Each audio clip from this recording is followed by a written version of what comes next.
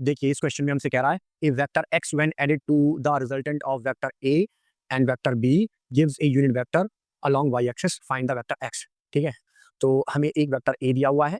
Vector a is equal to 3i cap minus 5j cap plus 7 k cap.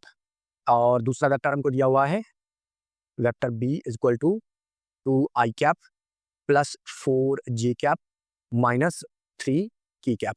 तो वो हमसे कह रहा है इन दोनों वेक्टर का जो रिजल्टेंट है, let the resultant be vector R. Vector R, तो vector R is equal to vector A plus vector B.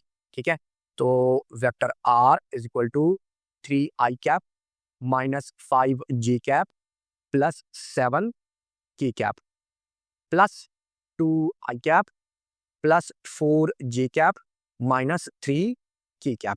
ठीक है, इनको हमने जोड़ दिया। Vector R is equal to 3i cap 2i cap that becomes 5i cap minus 5j cap 4j cap that becomes minus j cap plus 7k cap minus 3k cap that becomes plus 4k cap.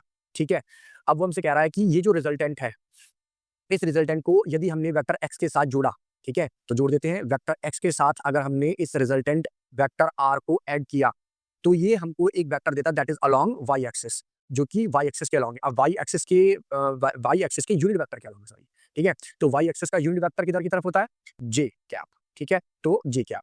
तो हम यहाँ से equation निकाल लेते हैं that x vector x is equal to j cap minus vector r। ठीक है, तो अब देखिए हम यहाँ पर वैल्यूज पुट कर देते हैं। x vector x is equal to j cap minus r जो है हमारे पास that is 5i cap minus j cap plus 4 k cap. ठीक है, अब हम इसको ओपन कर लेते हैं।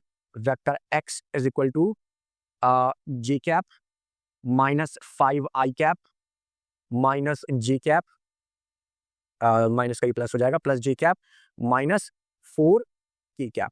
ठीक है, अब देखिए यहाँ पर vector x is equal to यहाँ पर माइनस 5i कैप हो गया और j cap plus 2j cap हो गया माइनस 4 की कैप। यही है रिक्वायर्ड वेक्टर। अगर आप लोगों को ये क्वेश्चन समझ में आया हो तो मेरे वीडियो को लाइक करें, शेयर करें एंड मेरे चैनल को सब्सक्राइब करें। Thank you for watching.